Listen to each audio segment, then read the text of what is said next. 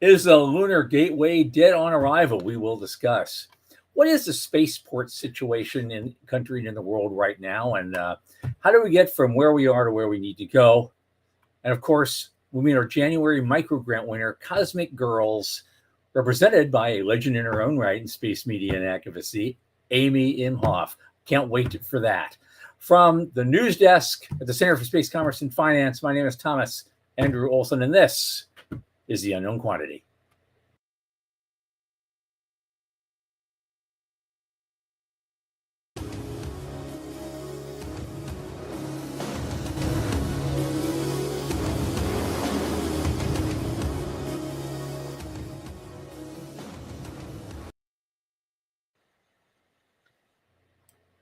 Okay, so again, we usually start out with this. I like to do a little intro. What is the Center for Space Commerce and Finance? Why are you here listening to me? Well, the Center is an organization that champions and strengthens emerging space startups, space scalable small and medium business enterprises, and space adjacent enterprises worldwide through advisory, access, and advocacy across the entire funding spectrum. So our programs fortify business plans and investor readiness for founding teams at various levels of development. And of course, one of our latest initiatives is our monthly space microgrants, where we award $1,000 to an aspiring startup, again, each month. If you want to apply for a space microgrant, February is wide open right now, and the form is right there, and it's very easy to submit. We also encourage our listeners and fans to help support microgrants. So on the page, of course, we have a link button to our support page where you can get the option of either a one-time gift or a monthly subscription, which would be really nice. $50 a month or so for 6 months or more helps a lot of new firms get out of the garage. So thanks for that. We'll be getting back to that more later. Joining me now is one of my favorite podcast producers, an entrepreneur in his own right, and one of my oldest space friends, Michael Lane from Liftport. Michael, great seeing you. Hey, how you doing, my friend? I'm good. You? Good. I'm in good shape for the shape I'm in. We'll see what the doctor says next week. We haven't found a lot of huge news items that are really tearing up the town, but the few things that I have, I think, are vaguely important, and they could cause a lot of discussion. The first thing I noticed, and all I noticed it was because of the snarky comment I got about it, which caught my attention, because as we spoke about in the last show, not only has the center applied for this, but a lot of companies, hundreds of companies, have applied for grants from the Texas Space Commission. As you know, the Texas Space Commission got a pot of $150 million to play with, and they want to promote the building of entrepreneurship and investment in space industry in the state of Texas. Well, they got like over 300 applications for a total of a couple of $1 billion in requests for a small pot of money. So far, as of today, they've given away only they've almost half of about 70 million total. In January, they gave out 21 million to a company, and yesterday they announced that they awarded another 47 million to 5 space companies. Hence the snarky comment. 2 of them we know about really well: Blue Origin and SpaceX, but also Firefly Aerospace, who's going to be launching a lunar probe soon, Intuitive Machines, and Starlab for a systems integration lab, which I think is very interesting. I hadn't heard much about those people, and they got a grant. Good. I've always liked Firefly because kind of its origin story from the video game Doom from the 90s led to some Google Lunar X Prize competitions, led to Firefly. It's an interesting story there, but I don't think any of them match this struggling startup, right? Well, the interesting part is that Faust himself posted that article in Space News. Yeah. And then he does this. And it was as snarky as it gets. Gotta love him. He's been in this business as longer than we have. And so Longer he's than seen it me. all. Longer than me. Yeah, he's seen it all. And I met Faust in 2001, and he was. And let's be clear, Dr. Jeff Faust, because yes. he doesn't throw his PhD around very often, but I want to recognize that he's got real chops in this. But he's one of the dominant space reporters for the last 25 years. So for him to write this serious article and then throw in, just super accurate snark, I really have to appreciate that. But it's snark, but it's not over the top. It's just understated in such a way that it actually has a huge impact. Right. And so I'm trying to. So Jeff is already a well-known guy, but I want to make that piece famous tonight. So that was excellent. It does create a little of a downer because there's a lot of people. I'm sure a lot of people, including the center, who applied for much smaller grants. We were still hopeful. There's 80 million left to give away. We can still be hopeful, but the trend line doesn't look promising. It's, I was hoping it would be a little bit different than when you half the time you apply to the federal government for a grant to do something, and the fix was already in. Yeah, right. A long time ago, and everybody knew it, and so but they had to put it out there in public just to do something. But from what I do have an insider over there, right? Yeah. And so he told me today, we had a chat today, and he told me a lot of this is still, whether we get something or not, they're still gearing up for another big tranche of money from the state of Texas. Okay. They're angling to get wait, more than 150 million. Yes, at least another 150 million. Oh. And so they're, maybe we don't get our turn this time around, but down the road we might. But okay. But the thing that came to my mind when you're doing something like this, I saw the 14.5 million combined that went to Blue Origin and SpaceX, and I thought about something that actually Jeff Bezos himself did a few years back, and gave $1 million each to 19 space advocacy organizations. Yeah. Now, so the money they got today collectively could have made 14 space advocacy organizations and startup companies very, very happy. Yeah. And it would have, and so I guess you have to judge and do the analysis of what the impact is. Right. Which, someone above our pay grade is probably still trying to figure out. Well, with this announcement, it's really clear they are looking for an economic impact that is jobs focused in the state of Texas, not industry lifting, rising tide raises all boats. Right. They could have done that, but that's not where from the outside looking in at just these 5 examples, it really seems very clear that their goals are, jobs programs, right? And that's okay. That's great. Yep. I understand why that's a priority. Yep. I'm really curious what happens with that third and maybe fourth tranche, and if they bring in some new capital, because at some level they've got that checkbox now with these 5 companies, and they can actually enlarge their portfolio. So I'm gonna hold out some hope for the Center for Space Commerce and Finance, because I do think that the mission that y'all are doing, that we're doing,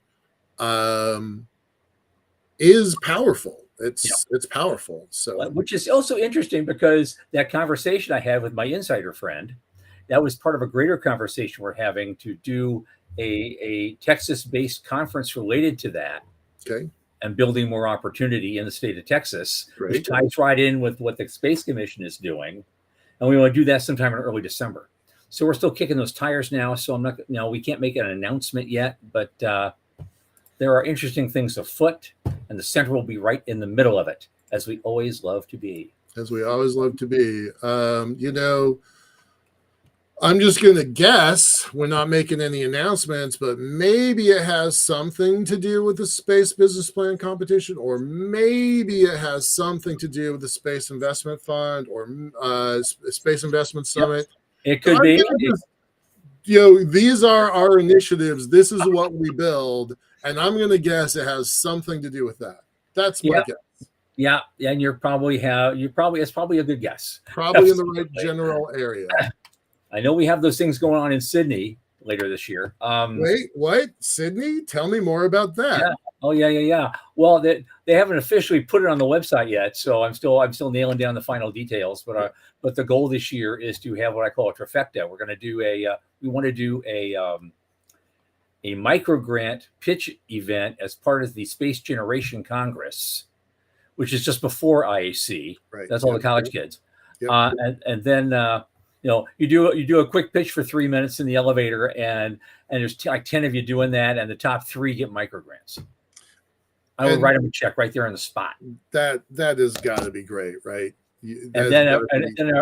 And the first Space Investment Summit as a part of IEC, which actually really gets involved the Asia sector. Mm-hmm. So we're going to be bringing in people from Thailand and Taiwan and places like that for the first time. And then, of course, we've got a big goal. We want to do a big new space business plan competition as part of IEC. And we're doing a big fundraise for that. I'm trying to raise $100,000 for that. $50,000 would be a first place prize. Yep. And we're talking to corporate entities and high net worth individuals and all sorts of folks. So, and remind people how long you've been doing this and how much we have given away. Okay, we've been doing this before we were the center. We were doing this. Yeah, right. A lot of the people involved in the center, including the founders and some other folks, and some of our board members, we've been doing this since 2009. Yeah. When we were still doing it for the Space Frontier Foundation.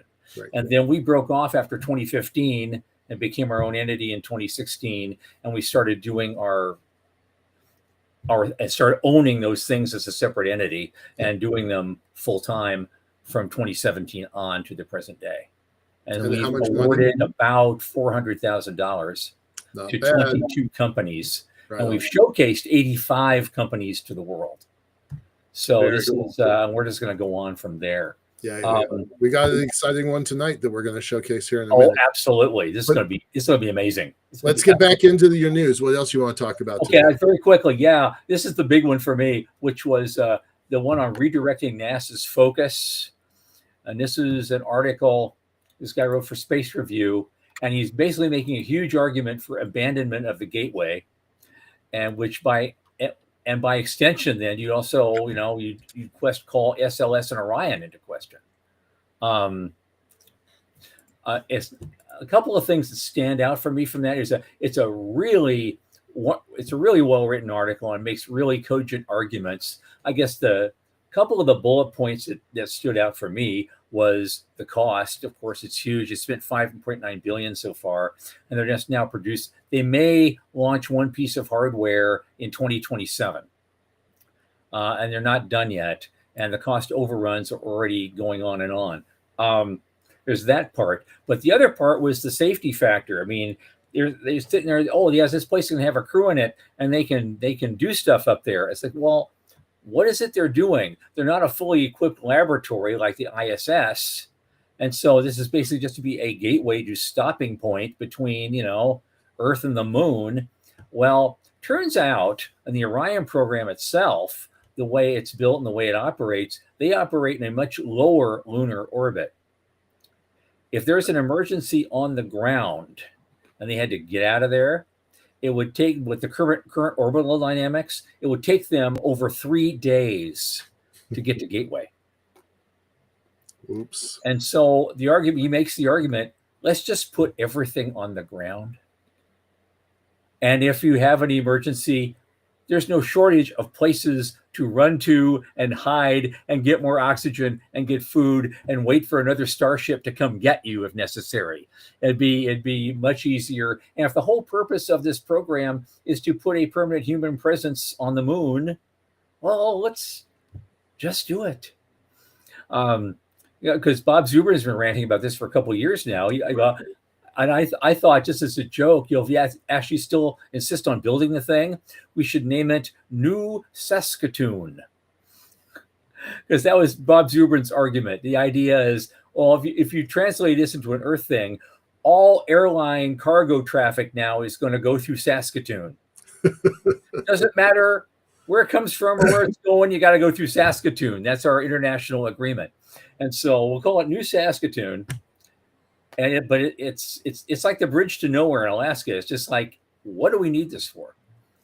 And so also by extension, that he's advocating, we have to pull the plug on SLS. We have to pull the plug on Orion, and start being more cost effective in how we do things. And in the long run, we will succeed by getting a lot more stuff up there a lot faster and a lot cheaper. It was I think it was Keith Cowling this morning was talking about this was wrong attribution. It was to Justin Kugler. He used to run Made in Space, moved up to Redwire when they bought him, and now he is a consultant to Intuitive Machines. Kugler's been around the space world for 20 years. He was part of the ISS Cases program in the earliest days. And he's like, look, what we have now is just the remnants of a bad negotiation, a bad deal between the Southern senators that wanted to make sure that their districts kept jobs programs in place, and the Obama administration. So this is 4 long administrations ago deal that is still handicapping the industry. I do like this particular comment because this is Liftport's business model in a pair of 2 sentences. Is Earth Moon Lagrange 1 point that is a giant space station that one of the things could be a propellant depot. So this guy definitely has my vote as far as his article is going. It's and again, trying to stay away from the politics of what's happening in Washington D.C. these days, but I am not 100% on canceling Gateway. I've been lukewarm on Gateway for a while, not enthusiastic, but it's not the same horrible thing to me that is for other people. Because I do think that there is value of an EML1 site. I think that's actually really significantly important. It's tactically and strategically valuable for the United States. And that may make sense, but the issue is one both of cost and of timing. Is that the thing we absolutely positively need to do first? Right. Or can we wait till we're well established in a lunar facility, which is essentially what we're intending is the replacement for ISS. It's just on the moon instead. Right, exactly. And so we got that going. Now you build some additional infrastructure in L1 to help support that facility in some way. At least then it'll have a mission and a project to accomplish. Yeah, there's a bit of a cart before the horse if that's what you're trying to do. I definitely think EML1 should be a priority for the United States. That's why my company exists. But Gateway was always, I was lukewarm on it in the same way that 2 weeks ago I lukewarm defended Orion. I'm in the same boat where, yes, I would kill SLS, but there are elements of it that still have value. So I'm in a bit of a wait and see mode with Gateway and with Orion. Okay. All right. But I mean, it doesn't take much to tip me over into the pitchforks and burning them at the stake. So, but I'm still a little bit on their side as an idea, but not how it's been executed. Does that make sense? Yeah. Yeah. Okay. All right. Cool. Okay. Next thing before we get to our guest, just real quickly, I noticed I read something. It was like an analysis of our spaceport conundrum. I've been yammering about the spaceport stuff for a decade and a half now, probably starting in the Space Cynic blog, back in 2006 or 7. I was talking about Yeah, this. hold on. Are those archives available? Absolutely. They're still there. We should get those posted. I Yeah. mean, 20 years ago, Right. you had a crystal ball that was. See how well those things aged. Yeah. I think this one, I think I remember the name of the article. You probably find it someday. The blog post was titled Extreme Ports. Extreme Ports. Oh, that's clever. Yeah. And so I talked about it then, and I'm kind of seeing the same problem today. So I feel a little bit like the Oracle of Delphi today, because the issues that were coming up in this article were that, there are spaceports being built out. There seems to be a lot of them in contention to being built out, and the question still becomes whether each of them can get enough customers to pay for themselves. There's some rental space there. It's being used for other types of things. There are areas that just aren't being used at all. They're not getting any customers. And it's the people who actually launch stuff on a regular basis, they're not interested in moving around much. SpaceX launches out of the Cape. They launch out of Boca Chica. They launch out of Vandenberg. And they're really not interested in going anywhere else anytime soon. But then you have Spaceport America, that they're using it as a test facility mostly, but they're not really using it for like commercial launch in any real way. And there are other places being built out that doesn't have anything going for it yet, or they were built wrong. There were some that were built to handle simple horizontal takeoff and landing only. And they're not ready to go vertical. And vertical is the trend line right now. Right. Yep. And so they got nothing to offer. And so that's a problem. So there's a lot of sunk costs, and I don't know how you're going to recover some of it. Meantime, some of our used stuff that we use a lot, especially on the South Atlantic, there's a whole strip there. They call it something. I forgot what they call it. Goes from the Cape up to like Wallops or somewhere. There's an area up there. There's a whole bunch of launch areas. And I remember about 78 years ago, they wanted to have a goal of 48 launches a year from that whole area. And that seemed very ambitious at the time. Well, last year they did 93. Right. And so that area is going to be, while it's not overworked, it's really, there's a lot of pressure on it. So there's still this weird out of balance area with people who want to have some spaceport activity, and the folks who are already using the ports that they have to their maximum ability, but hasn't been interested in going anywhere else. I don't know how that gets resolved. I know a lot of, but I think what I predicted way back then is that a lot of sunk costs is just going to get buried somewhere. And I guess they did a conference about this recently, and they had a big discussion about all this, and they did a poll amongst everybody in the world. They could do it online. They did a poll. Well, what do you think we should use these things for? And of course the top rated thing was rented out for various types of activities and do testing and do all sorts of stuff. The things they're kind of doing now. But the second highest ranked thing was incarceration. God. Now, that was just a bad joke at the end of the day by a bunch of tired people. Right. But incarceration. And sure enough, a lot of these places are way out in the middle of nowhere. Right.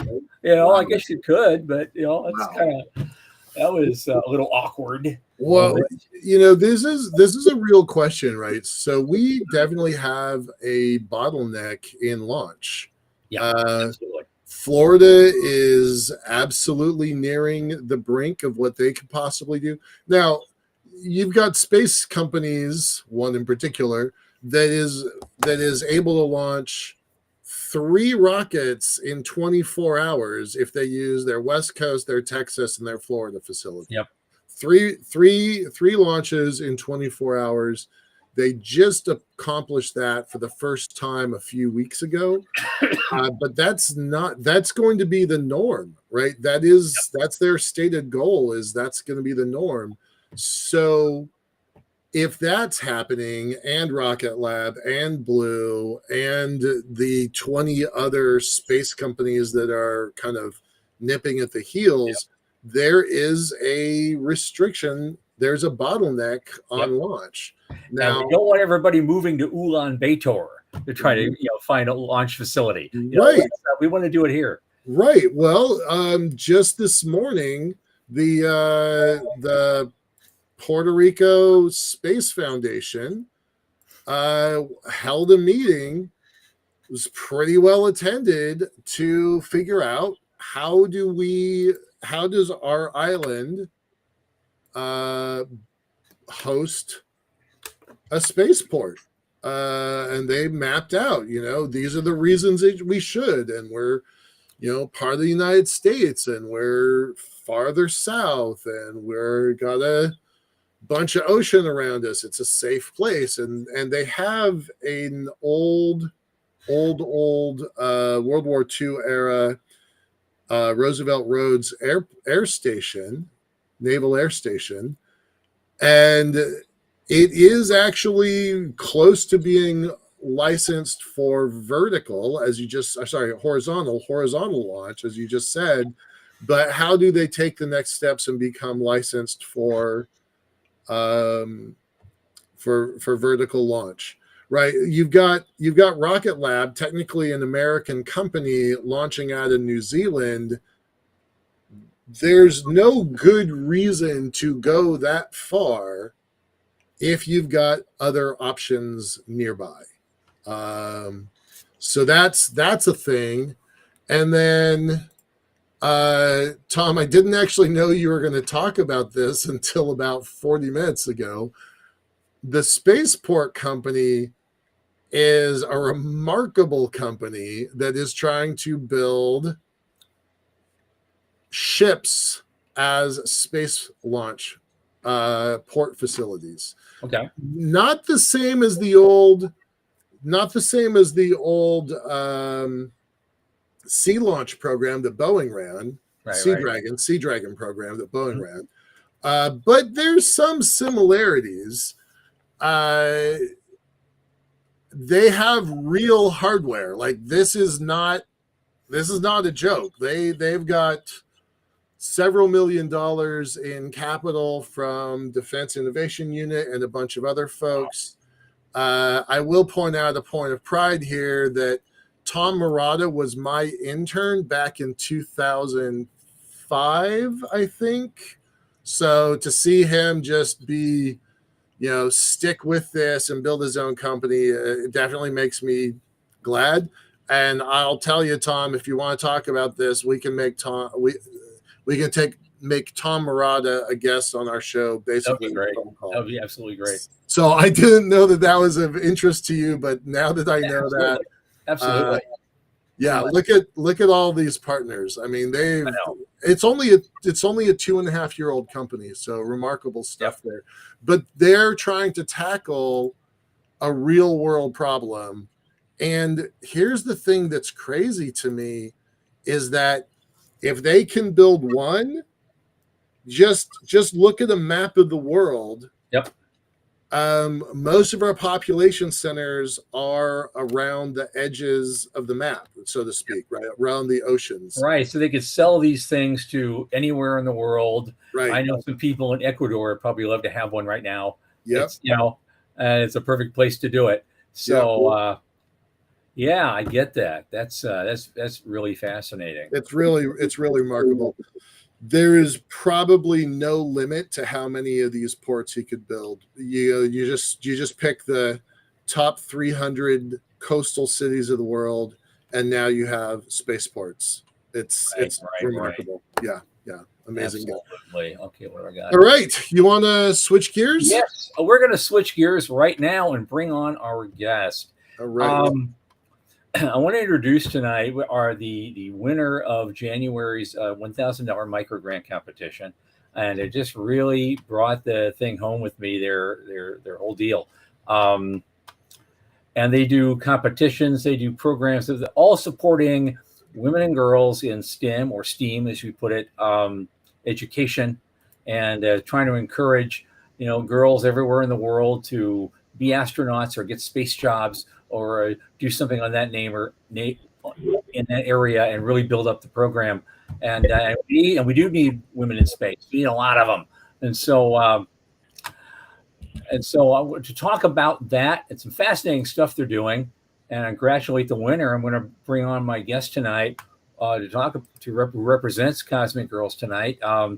Amy Imhoff is with us, and she's kind of a legend in her own right in space media and advocacy. So her name, I've heard her name a lot mentioned in our circles, Michael, and she's really well known in digital media, event management, partnership for STEAM, and she's a featured writer, speaker, on-stage host for science fiction media, feminist pop culture, aerospace events, and but she's also worked closely with as Kate Mulgrew's media director for Star Trek. I thought that was, as a Trekkie myself, that was a great thing to see that. But she's always helping change makers to uplift diverse voices. She has a master's in literature, is published in 5 anthologies examining the impact of sci-fi through a feminist critical lens, and as a frequent podcast guest in the fan community, and is again tonight. She's worked with numerous aerospace clients across government, including the Space Force, NASA, nonprofits like Explore Mars, Yuri's Night, the National Space Society, whom we'll be talking about in June, AIAA, commercial aerospace. So she's really passionate about engaging the next generation in building an optimistic future for women and girls in particular through STEAM, activism, and workforce development. Amy, welcome. Thank you so much, Tom and Mike. Thank you for having me, and thank you for that introduction. That sounded great. You have such a passion for this, even though you're way at the bottom of the advisor list. You know, you call yourself what was it? A cosmic what? A cosmic Girls Ambassador. That's it, Cosmic Ambassador. That was absolutely great. So, how'd you get it? What does this thing do? For one thing, what does Cosmic Girls do? So Cosmic Girls Foundation, we're headed up by Mindy Howard, who's fabulous, astronaut in training, among her many credentials. Oh, yeah. And we are focused on girls ages 14 through 19 and keeping them interested in STEM and then building upon that. Every step of the way, we want, depending on their enthusiasm, we want them to find something to hook into, to keep them interested, to keep them excited. And for the girls who are really invested in it, we're doing our Cosmic Girls, 6 girls, 6 continents. We're doing a competition that will allow us to send girls up to space, hopefully with a partner in the future. But little grants like this really help boost us and are going to help keep us afloat until we get more funding and we get more partnerships. So yeah, we're just really excited to be able to build on that for girls in STEM. Yeah. Okay. So you've got this competition going. Have you done one of those yet, or are you just starting this? So yes, this is our first competition. We launched it in October, and it's going to go about a year because there's a number of steps that we'll go through in order to kind of get down to the final 6 girls. Sure. And we are going to be sending one of the winners to space. So this way we can provide top tier space training. Support them in learning about what it takes to get to space and hopefully inspire them to continue on in their academic career and eventually become astronauts. Good. Take us through the process. What do they go through to get to the final round? So we can go through, they can do the program. So we have program partners. We have application process, anybody between ages 14 and 19. So if you have a girl in your life in those ages, they can sign up. I think the deadline is April 2025, so this year. So you sign up with one of our program partners. Of course, you need your parents' approval, and then you complete the entry form. You do a lot. You can do summer programs. There's a lot of different avenues for entry, and then we will be taking. They'll be designing the competition kind of along the way because this is our inaugural year. I think we're going to be having different avenues and I'm trying to think of like a really good term for it, but we're gonna be doing we're gonna be partnering with them to work on projects so that they can finalize their project and then one will be chosen. So it's kind of and like I said, an inaugural building year, but we are really excited by the girls that we have who are already interested. So, oh, there you go, competition flight pass, perfect. This is a little infographic for you, but yeah. So they're, like I said, they're going to be judges. There'll be videos that they submit, and the partner programs are kind of already listed on our website. If you wanted to check out some of our already existing partners, or if someone wanted to partner with us, we still have those openings, of course. And if anyone wanted to get involved further and implement the Cosmic Girls competition at your, local level, local high school, local, robotics club, something like that, that's definitely, you can reach out to us. We have a contact form on our page. Or if you just want to donate, we have a button for that too. Yeah, there we go. Yeah, we got lots of links off to the side of the page. So yeah. There you go. See this? Yeah, the sponsors. There it is. Yeah, and our website looks lovely. Recently went an update, and we have a great little mascot, Zero Gia. I love her. Little astronaut girly in her outfit. I love it. And yeah, we're like I said, we're really at a building phase, and we just released our second podcast episode is on deck. Okay. I'm going to be recording another one with Mindy tomorrow, actually. So we're going to talk a little bit about what it's like to be the only girl in the room, which happens a lot. Okay. Good. So as a girl interested in science, and I went with my English major tendencies, but I've always loved science and doing experiments and building. I'm a huge Lego person. I heard you guys talking about video games before. Grew up playing video games with my friends and my brother. My guy friends in college have a big group of nerds, and my husband's a big gamer now. So there's a lot of different avenues. I think if we had, I went to a very small Catholic all girls college in high school in Pennsylvania. Mm-hmm. And if we had a robotics club, I would have been there. So they have one now, which is awesome. So we need to really encourage that. I really want to see more of, career days. I really want to see Cosmic Girls grow their presence at events like ISDC, where I think we both were this past year. Yep. And that was, I really enjoyed that. And I brought Melissa Navia out from Star Trek Strange New Worlds. I'm, as you mentioned in my intro, very, very involved in the Star Trek world and in the fandom. And the actors really want to be part of this. And part of that is getting kids into STEM. Okay. STEAM, you should say STEAM. STEAM is the arts. On the subject of ISDC, just so you know, I am running an all-day business track. Oh, you ran the business track. Okay, great. Yeah, I ran the business track. So, I remember. Yeah, Tony was doing the more media-focused programming. So that was really good. So you got two ways to go if you want to, pitch the business side of what you're doing and how it works. And it'd be an interesting topic. I'm happy to receive an abstract from you guys if you want to come in and talk. We usually do 20, 25-minute talks with a little Q&A. And so that's something that interests you. I can send you a link later, and you can. Of course, yeah.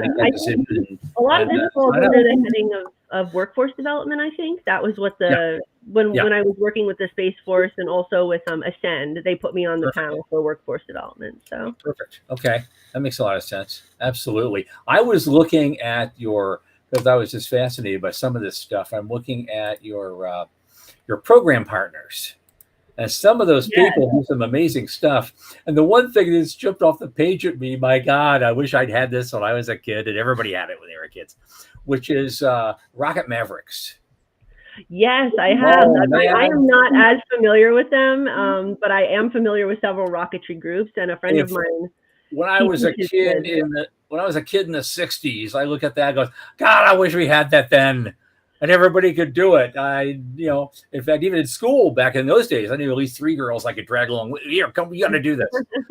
Back then, Yeah, they seem like a really cool group. I know that they, you can design and fabricate your own, which I think is really cool. Yep. Obviously, I'm sure there's, kind of like a modular putting it together, right, where you have a limited number of pieces to choose from. But the only thing I ever did was the first 2. I couldn't go beyond that. There was no teaching or even the equipment available to do something like that, other stuff. Oh my God! But but stuff like that. I mean, all of it, all of it. And I love that this is an international group also. So it's not just US based companies, it's everybody. And I think that really encourages a global participation and partnership that we don't necessarily always facilitate in our day-to-day when we're working in business in the US. Well, Right. We looked at this once before on your site. You saw the about page with all those amazing people on there. How did this happen? Give me some history. How did all those great people end up on that page? Usually, you go to an About Us page. It's all me. I really have to. I'm scrolling and I'm scrolling and I'm scrolling. My God. I know, right? Mindy is she's a powerhouse. She's been working diligently for years and years to get her place in space. She's a TEDx speaker. I'm a consummate networker. I'm really good at networking, and I met Mindy through Janet Ivey, Janet's Planet. If you're familiar with Janet, I know Janet. We know Janet Ivey. She's great, and she was the one who really helped. Anara Tabir was the one who suggested that I be in touch with Janet, because I said, I'm working in tech writing and I'm not loving it, and it's I was struggling with some of my clients, and she said, come work for space, and I was like, you do not have to twist my arm. I was like, I talk about Star Trek all day long. I could of course come work for space, and I've been following missions since I was a kid. In my first boring desk job, I would sit in my cubicle and watch the NASA live feed of the missions and the spacewalks. There's Janet on our advisory board right there. And you see Raya. She is Raya in the Sky on Instagram. She's one of our new, she's just up. Yeah, there you go, with her pilot's hat on.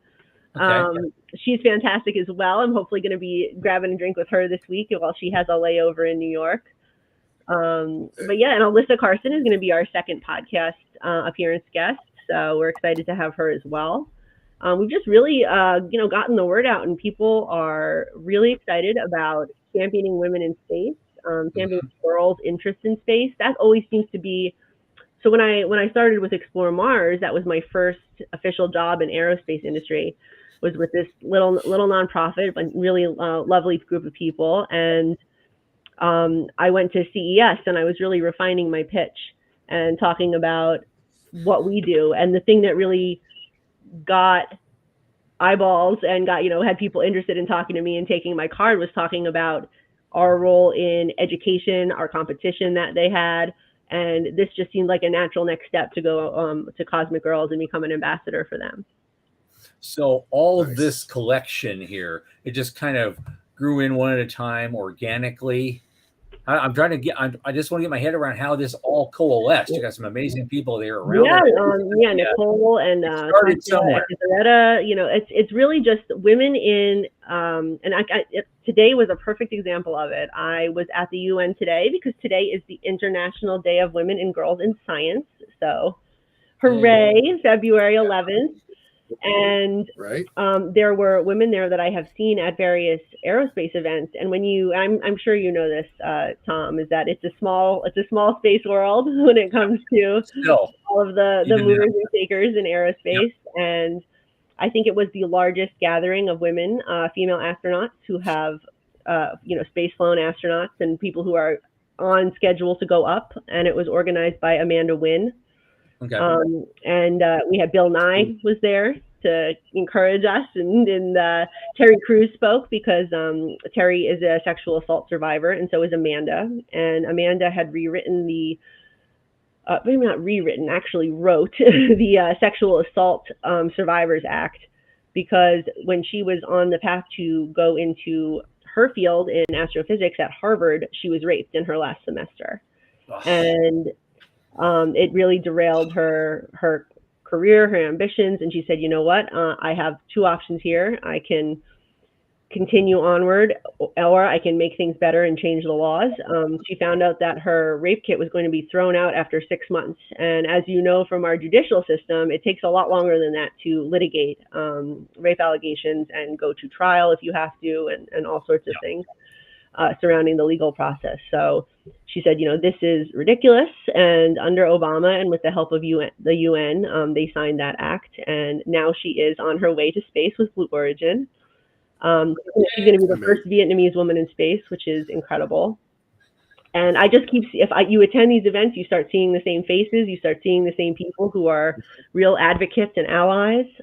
Terry Crews being one of them that I was completely not expecting, and it was great to see him there. My husband and I binged Brooklyn Nine-Nine last year. And of course, I knew a little bit about, his advocacy, and just seeing him say that this is not a women's problem, this is a human problem. And we need to create these spaces where girls can thrive and grow. That's the mission. We want women to feel just as comfortable as boys do when it comes to loving science and loving science fiction and being encouraged. And that's why we have a forum on Cosmic Girls where we can, the girls can talk to each other. They can talk to women who are mentors who are already walked this path, and they can really tap into that network. The networking is important. That's something that I really advocate: communication, networking. I think a lot of these interdepartmental, intercompany, you don't talk to each other that much. And when you have people from different areas come and they're collaborating together, you're going to grow your understanding and grow your knowledge and grow your network. Good. Absolutely. So talk a little bit about, what you're doing at the UN, right? That's not a normal thing for a normal person. So how did you get there? What makes you qualified? And then bring it back to, I know we really appreciate, you're in Vienna right now. I'm in New York. Yeah. Where are you? New York. I went to UN Caucus. Oh yeah, no. It's so we're just over here on right across the river. I'm currently in Queens right now at my friend's apartment, who thankfully let me come and crash and use her Wi-Fi and eat some pizza. But so today I live in Connecticut. I'm about an hour and 15-20 minutes outside of New York City. I'm on the Metro North. You can hop on the train and be in Grand Central in a little over an hour.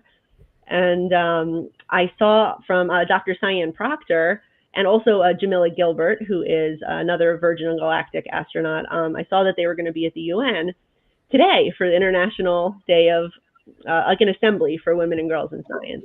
Yeah, and I said, okay. So they said, you can fill out this form and see if you can attend to see if they'll approve you. And I am currently with a NASA mission, which is the principal investigator is out of Princeton University. I'm doing comms for the IMAP mission, which is Interstellar Mapping Acceleration Probe. So it's, like they say on Star Trek, they have the stellar cartography department. That is what IMAP is doing. It's studying the heliosphere. And we're at imap.princeton.edu. If you want to check out the team, there are 700 scientists who have touched this project somehow.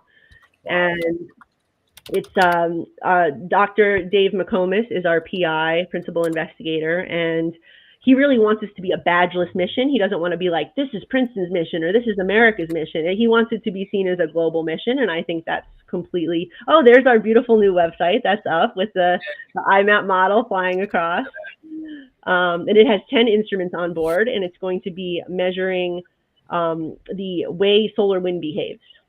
So, and the different energetic neutral atoms that cross over from the interstellar medium into our heliosphere. And I have been doing comms for them. And I've also, of course, worked with other organizations. And I've attended the UN before. I had attended through the UN Office of Drugs and Crime, UNODC, when it came to issues surrounding the trafficking of women and girls. So you can see that this is my, area is like advocacy for women, especially women who haven't been able to speak for themselves, like women in countries I went there for a premiere of a film called Sold, which was about women who were trafficked across the Nepal-India border. Very interesting, very, very mind-blowingly, you don't realize the problem that human trafficking is in this world until you really have read some of these accounts.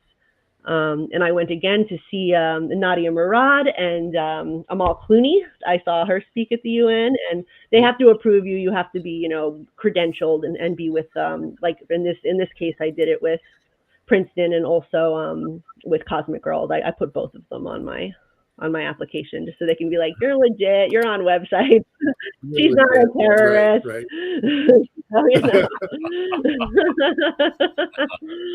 But yeah, so that's how it brought me to the UN today, and it was an incredible lineup. And it's almost a 2-hour program. I think that we were listening to speakers, and the ambassador from Poland spoke, a new ambassador from Chile, and I think the one who wrapped it up was the ambassador from Vietnam, because Amanda is going to be the first Vietnamese woman in space. So that was very cool, and really got to hear from a number of astronauts. Cyan Proctor spoke, and she did her poem. She read a poem that had won her spot on the Inspiration 4 mission. So really, I see my role as I'm a marketer and a storyteller. My master's is in English literature. I love great stories, and I want to be able to tell the stories of the women in space whose stories are maybe not being told. We have had so many nice documentaries. If you are familiar with the Nichelle Nichols documentary, Woman in Motion, you can really see how Star Trek and the space industry have a long history of bringing, drawing the circle and bringing people in, rather than saying that Nichelle Nichols looked around and said, where are my people? I don't see any women. I don't see any people of color. Right. She was going to quit. But Dr. Martin Luther King personally talked her into staying. I love that. That is an amazing story. So, and I know now we're continuing it with us. I was fortunate enough to meet her once. Great. I met her at only briefly. This was a space event, and I can tell you that her handshake. My mom is 80, and she's a pretty strong 80-year-old, but Michelle was north of 90 when I met her, and it was the most delicate handshake. I was like, I'm gonna break this poor woman but I was so excited to meet her. She's, it's funny because I understand why she's an inspiration to you as a woman, but I think she never really understood that she inspired a lot of other people, right? That weren't black, that weren't women. I think, her legacy, and I think the actors in general have really learned a lot about their legacy, mostly a lot because of social media, because before that, they had, you had letter writing, and people were mailing, and they get fan mail, but they can't read everything. And now, if you're, if you have a team that helps you, or if you do it yourself, you kind of can see people's reactions, and hear their stories a little bit more readily. And I like to think I helped Kate Mulgrew really understand her impact on women in leadership. That's because awesome. She Voyager was criticized for having a female captain. Deep Space Nine was criticized for having a black captain, for being on a space station, and not on a ship that moved around. They came under fire for different reasons from the fandom, but they're really enduring. And Alexandria Ocasio-Cortez cites Kate frequently as an inspiration for her in leadership. And she was just on I think it was Jimmy Kimmel after the DNC in August, and he asked her, how did you become how did you grow in your leadership? And she said, well, Captain Janeway. And I was like, oh my God, I have to tweet about it. Could you next time you talk to Kate, please tell her that my cats are named Janeway and McCoy. Oh my God, we're friends. We are such good friends already. I was going to ask you about your cats. I think we all have them. So it's I do. I have 2 cats also. I have Archie, which is short for Archimedes, like the scientist, but also like the owl from The Sword and the Stone, because I love that movie. And my other kitty is named Roslyn, after President Laura Roslyn from Battlestar Galactica. Okay. Queen Mary McDonnell, So yes, we all have the nerdy cat names. Can I so your profile on Cosmic Girls lists your email address.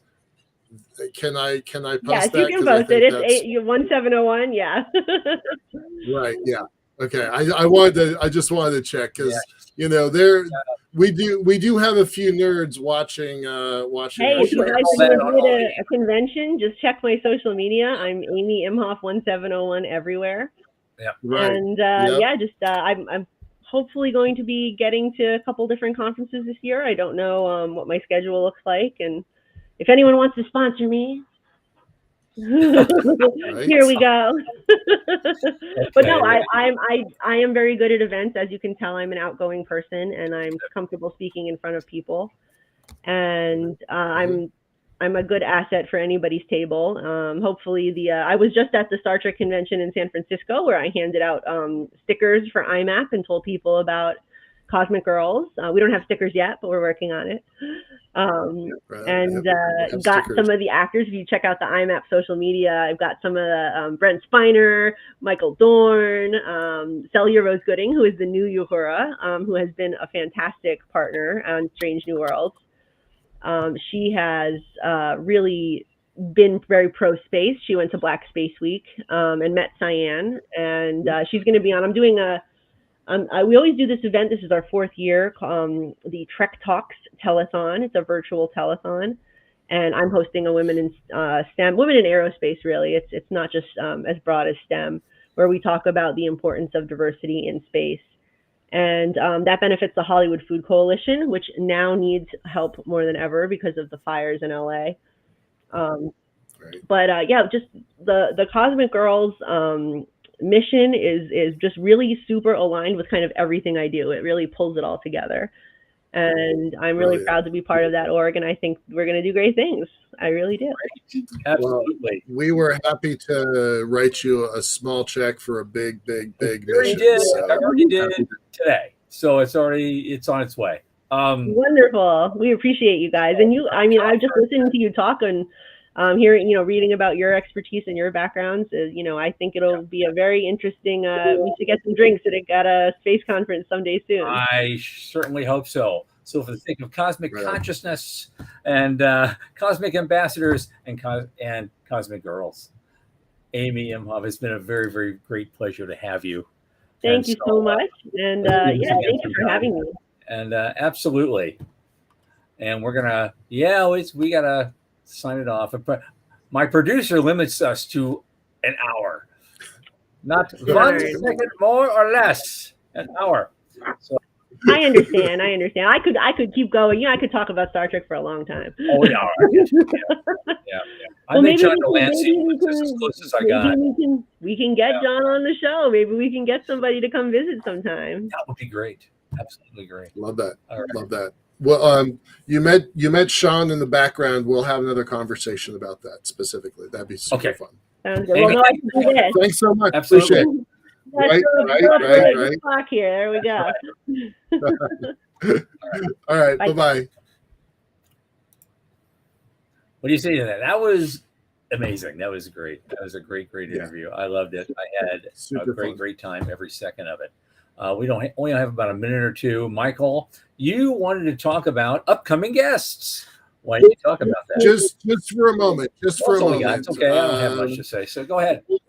One of the things we want to make sure that people do is they tell us who they want to see. So we've got Chris Lee coming in. The whole program here, we break it into halves, right? So half of it is founders and people who want to spend money, and half of it is funders, the people that want to invest money. So Chris is on the writing checks side of the equation, and